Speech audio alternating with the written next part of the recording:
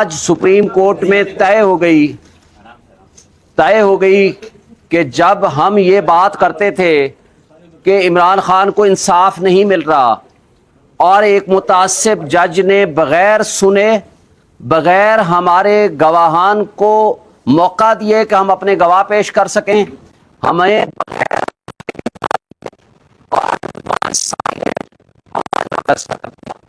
آپ کو یاد ہوگا آج بھی الیکشن کمیشن اور اس کے وکیل نے اس بات کو ایڈمٹ کیا کہ یکم اگست کو ہماری سٹیٹمنٹ ہوتی ہے 342 کی، ہم سے پوچھا جاتا ہے، عدالت پوچھتی ہے کہ کیا آپ اپنے حق میں گواہ پیش کرنا چاہیں گے؟ ہم نے کہا جی ہم پیش کرنا چاہتے ہیں۔ تو جناب 2 تاریخ رکھ دی گئی، 2 اگست،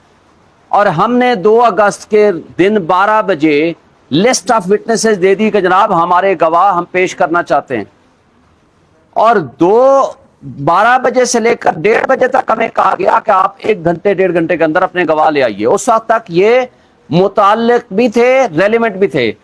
اور جج صاحب کا تعصب دیکھیں، انہوں نے 1:30 بجے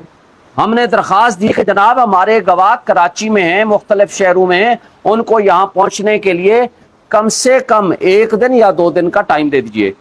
1:30 بجے وہ فرما دیتے ہیں کہ نہیں یہ ریلیونٹ ہی نہیں ہے۔ بھائی یہ فیصلہ ملزم نے اور پارٹی نے کرنا ہوتا ہے کہ کون سا گواہ متعلق ہے میرے کیس سے، کون سا نہیں ہے، اور ہاں جج صاحب کو اس وقت یہ اختیار ہے کہ جب وہ سٹیٹمنٹ آ جائے اور وہ سٹیٹمنٹ کو پڑھ لیں، اس پہ جرا ہو جائے، وہ کہیں ہاں یہ پورشن ریلیونٹ ہے، یہ نہیں ہے۔ اور جب ہائی کورٹ اور سپریم کورٹ نے فیصلہ کیا کہ ہائی کورٹ اس کا فیصلہ کرے، ہائی کورٹ نے 2 مرتبہ اس کے فیصلے ختم کر دیے، پھر تیسری مرتبہ کہا کہ ان کو سن کے فیصلہ کر لیں۔ 5 تاریخ کو ہائی کورٹ کے فیصلے بھی موجود تھے اور سپریم کورٹ کا فیصلہ بھی موجود تھا، اور خواجہ حارث ہمارے جو سینئر وکیل تھے ان کو منشی کو اغوا کر لیا۔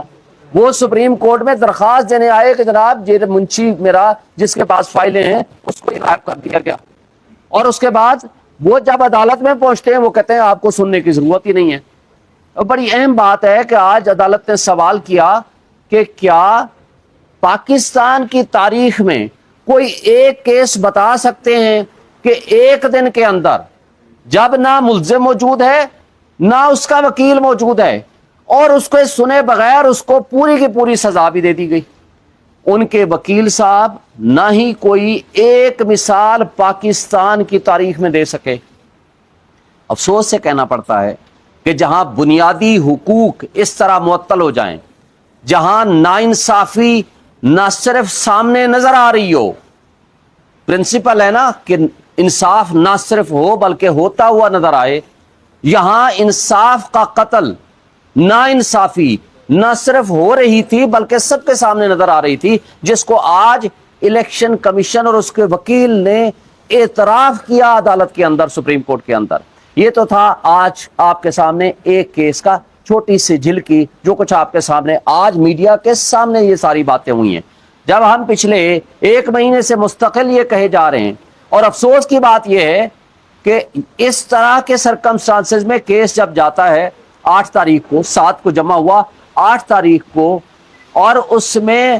ہم نے کہا کہ آج ہی ججمنٹ کو سسپینڈ کر دیں، سینٹنس کو سسپینڈ کر دیں، کہا گیا کہ جناب 4 دن میں ڈیٹ آئے گی، 17 دن کے بعد ڈیٹ آئی اور پھر اس کو دوبارہ ایڈجنٹ کر دیا گیا۔ بہرحال ہمیں عدالتوں سے انصاف کی توقع ہے۔ عمران خان صاحب اور پی ٹی آئی کا شروع سے ایک ہی اصول اور ایک ہی مطالبہ رہا ہے، ایک ہی سلوگن رہا ہے، وہ ہے رول آف لا، آئین کی بالادستی اور قانون کی حکمرانی، اور عدلیہ آزاد ہونی چاہیے۔ یہ ہے ہمارا بیسک پرنسپل، ہم اس پہ بلیو کرتے ہیں۔ ہم یہ کہتے ہیں کہ ججز کو کمپرومائز نہیں ہونا چاہیے، ججز کو انصاف کرنا چاہیے، جو کہ انصاف کا نیچے قتل ہوا۔ ہمایوں دلاور صاحب اس دن اتنا جلدی میں تھے، 12 بجے کہتے ہیں میں نے فیصلہ ریزرو کر رہا ہوں، 12:30 بجے 30 صفحے اس کی ڈکٹیشن بھی دیتے ہیں ان کے بقول، اس کو وہ کریکشن بھی کرتے ہیں، پھر اس پہ ٹائپ ہوتا ہے، دستخط ہوتا ہے، وہ 12:30 بجے آ کے اناؤنس کرتے ہیں کہ میں نے یہ 30 صفحے کا فیصلہ آدھے گھنٹے میں لکھ دیا.